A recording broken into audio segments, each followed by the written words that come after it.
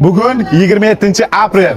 O'rta Osiyoda yagona bo'lgan Bosimbobo choyxonasida nechta tandir va nechta somsa yopilishini ko'rsataman. Qani keling. Bormi Ibrohimjon? Assalomu alaykum. Yaxshimisizlar? Qani 2 kilolik somsa nechta tandirda to'la? Hozir 2 kilolik somsamiz 5 ta tandirimizda to'la, qolgan 3 ta tandirimizda 3 kilolik, 5 kilolik somsalargacha bor. Ular dimda 4 soat, 5 soatda pishadi ular. Ular dimlangan. Dimlangan tayyor. Hozir pishi 8 ta tandir to'la. 8 ta tandir to'la. Qani? Gapga isbot mana ko'rsatamiz. Oho, mana birinchisi, mana ikkinchisi, mana uchinchisi.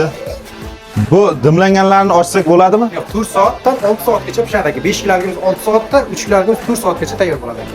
Ular hozir damga. Ibrohim, u 6 ta mehr somsa 10-xonaga. Bo'ldi aka, o'zib beramiz, kelamiz. Qani biz mayda mehr somsaga ketdik. Mana mayda mehr somsamiz yopiladigan joyga ham keldik. Nechta mehr somsa tandirda? 12 ta tandirimiz bor. Uzilishi bilan sirab orqasidan yopilyapti aka. Mana xudo xolasa boshlaydi. Oho, bu yoqda 8 ta, bu yoqda 20 ta tandir. Hammasi to'la. 27-aprel. Hammasi sizlar uchun aziz obunachilar.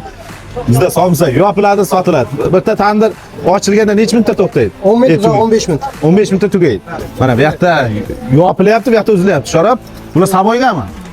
Bizga Chinozga aka. Chinozga?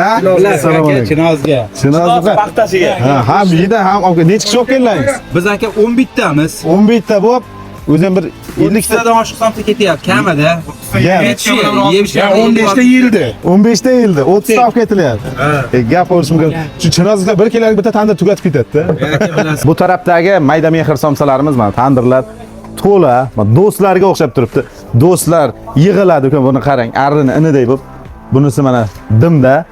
Siz bu videoni shu yergacha ko'rdingiz, like-ni, podpiskani bosib, somsani yaxshi ko'radigan do'stingizga jo'natib qo'yasiz. Do'stlaringiz qachon somsaga boramiz, qachon somsaga boramiz deyapti. Bu videoni somsani yaxshi ko'radigan do'stingizga jo'natib qo'yasiz.